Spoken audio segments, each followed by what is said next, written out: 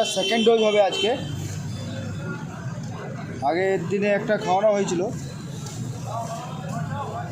আজ এটা second dose হবে। এভাবে মিষ্টির মধ্যে ভরে দেবেন।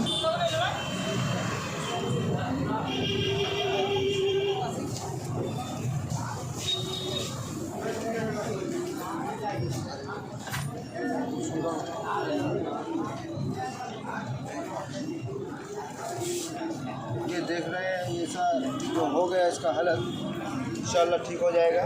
अभी दवाई खिला दिया इसको, ट्रीटमेंट चल रहा है अभी। तो अभी ये ठीक है, थोड़ा बहुत ठीक हो गया, इंशाल्लाह ठीक हो जाएगा। अभी 5 रोज़ खिलाना होगा। अभी डबल डोज 2 दिन खिलाया अभी।